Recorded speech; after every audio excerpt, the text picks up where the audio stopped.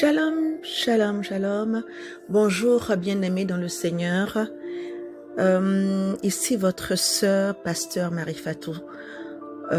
Et je suis encore à nouveau bénie de me retrouver en votre agréable compagnie pour méditer ensemble la merveilleuse parole de notre Seigneur Jésus-Christ de Nazareth. Nous sommes, comme vous le savez, sous le thème du mois, la grâce sauve par la foi.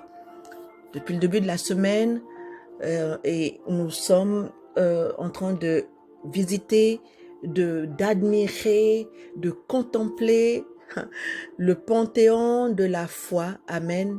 Et le thème de notre exhortation du jour est le suivant: certains souffrir. Certains souffrir. Et pour comprendre cela, nous allons sans plus tarder prendre nos Bibles dans le livre d'Hébreux.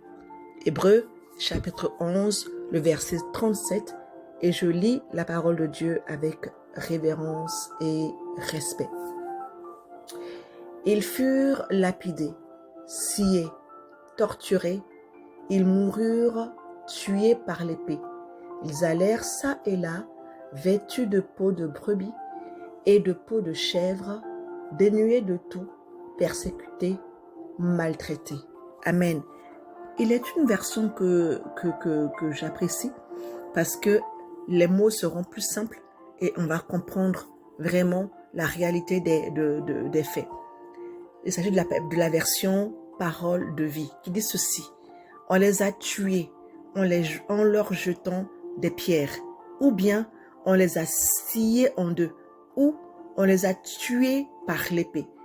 D'autres sont allés d'un endroit à l'autre, habillés par des peaux de mouton ou des peaux de chèvre. Ils manquaient de tout. On les faisait beaucoup souffrir et on les traitait vraiment mal. Gloire à Dieu pour sa parole qui nous édifie, qui nous fortifie. Bien-aimés, prophète Nathan nous a parlé du Panthéon comme un musée dans lequel on pouvait admirer les héros de la foi. Le mot Panthéon désignait dans l'Antiquité un temple consacré à tous les dieux. De nos jours, ce mot Panthéon est utilisé pour parler d'un groupe de personnes illustres dont la vie a marqué l'histoire par leur exploit, leur courage ou leur héritage. Et lorsque nous lisons dans la Bible le chapitre 11 d'Hébreux, nous voyons que vraiment il constitue le véritable panthéon de la foi. Amen. On va y retrouver des hommes et des femmes qui ont marqué l'histoire, non par leur puissance humaine, mais par leur confiance et leur confiance inébranlable en Dieu. Amen. Leur confiance inébranlable en Dieu. Cependant, mon frère et ma sœur, le chapitre que nous lisons depuis quelques jours, que nous étudions depuis quelques jours, donc le chapitre 11 du livre d'Hébreux, il va nous révéler une vérité qui est étrangement surprenante. Tous les héros de la foi n'ont pas connu des victoires éclatantes. Amen. Certains ont fermé la gueule des lions. D'autres ont vu des miracles extraordinaires. Amen. C'est ce dont parle Hébreux dans le chapitre 11, donc les versets 33, par exemple, le verset 33 où on dit: parce que ces hommes ont cru en Dieu, ils ont vaincu des royaumes, ils ont fait ce qui est juste, ils ont reçu ce que Dieu avait promis, ils ont fermé la gueule des lions. Amen. Et la Bible même va les citer. Il s'agit de Jephthé, il s'agit de Samson, il s'agit de Gédéon, de Barak, de David, le roi, de Samuel, etc., etc. Mais aujourd'hui, je vous parle de ces hommes, je vous parle de ces femmes qui eux ont été, quant à eux, torturés. Ils ont été persécutés, et même ils ont été mis à mort. Bienvenue, bien-aimés, dans le musée des héros de la foi, de la souffrance. Amen. Bienvenue dans le musée, dans le panthéon de ces hommes et des femmes qui ont souffert dans leur chair à cause de leur amour pour Jésus.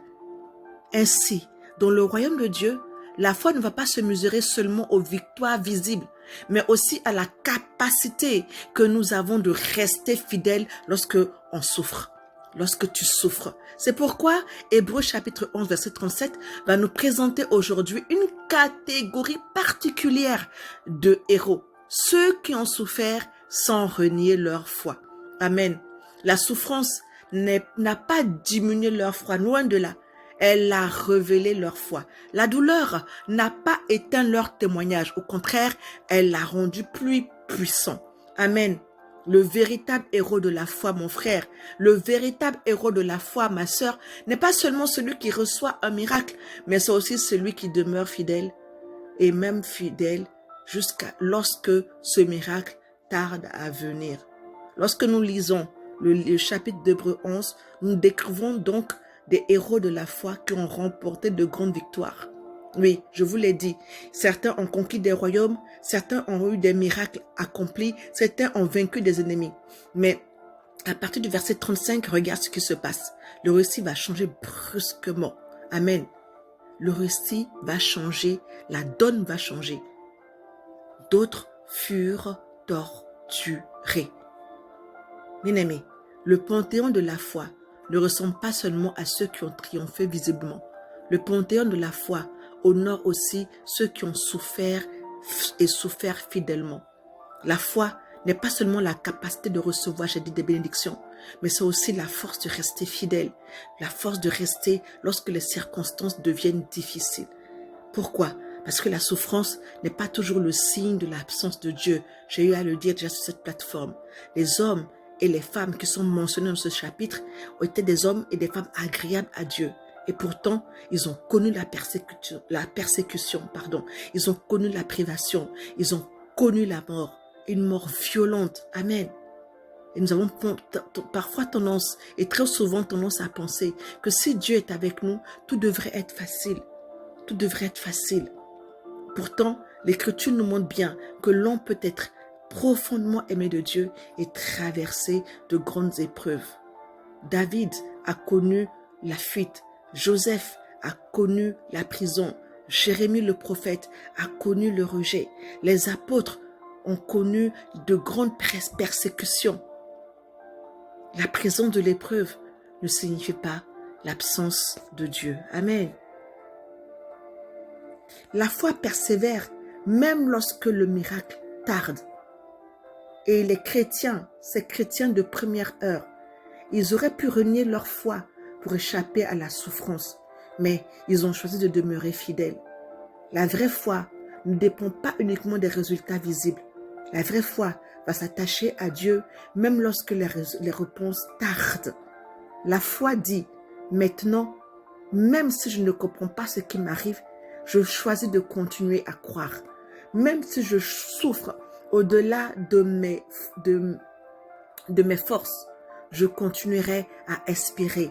Même si la promesse que le Seigneur m'a faite semble lointaine, je resterai attaché au Dieu de mon appel. Je resterai attaché au Dieu de mon salut. Amen.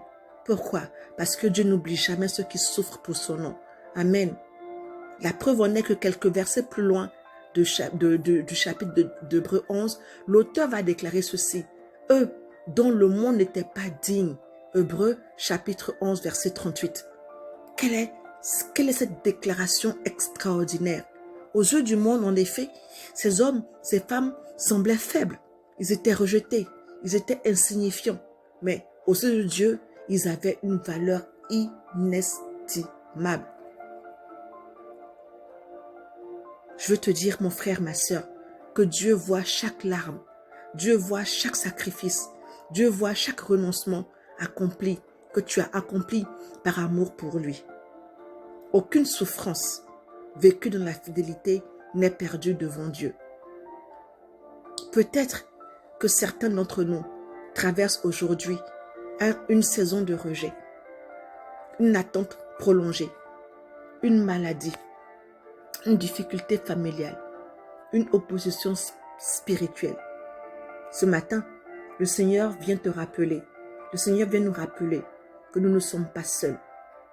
Ceux, en effet, qui nous ont précédés ont eux aussi traversé des vallées sombres, mais ils ont gardé la foi. Le même Dieu qui les a soutenus te soutiendra. Le même Dieu qui les a soutenus nous soutiendra également. Bienvenue au Panthéon de la foi, au Panthéon, au musée de ceux qui souffrent jusqu'à la mort parce qu'ils ont aimé Jésus plus que tout. Dans ce musée, dans ce Panthéon de la foi, ce Panthéon de la foi n'est pas composé, il n'est pas composé uniquement de vainqueurs qui sont applaudis, qui sont vénérés, qui sont ovationnés par des foules. Il est aussi composé par des croyants qui ont souffert sans abandonner leur confiance en Dieu. La grâce de Dieu nous sauve et la foi nous permet de demeurer debout, la tête haute, même dans l'épreuve la plus difficile. Ce matin, je veux te déclarer, Seigneur, je veux déclarer que ma foi ne faiblira pas dans l'épreuve. Je reçois la grâce de persévérer jusqu'au bout. Les souffrances présentes ne pourront pas m'éloigner de l'amour de Dieu. Je marcherai dans la fidélité, dans la victoire et l'espérance au nom puissant de mon Seigneur Jésus-Christ de Nazareth. En vous quittant, je vous invite à aller sur YouTube et de regarder le film des Actes des Apôtres. Vous verrez comment l'empereur Hérode, vous verrez comment les premiers empereurs, amen, de l'église primitive ont torturé les chrétiens, les premiers chrétiens. Caligula, Hérode, oui, ils ont fait preuve de barbarie, d'une barbarie extrême, amen, extrême envers les premiers chrétiens. Mais aujourd'hui, nous admirons ces hommes et ces femmes qui ont pu tenir ferme. Et leur témoignage parle jusqu'à présent et nous aide à persévérer à notre tour au cœur de l'épreuve.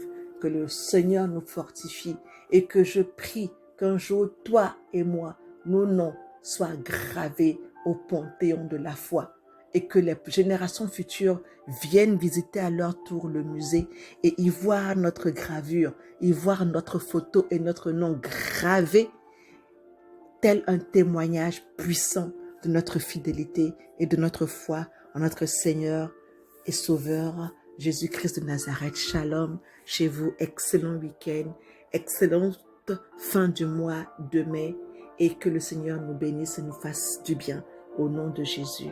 Amen.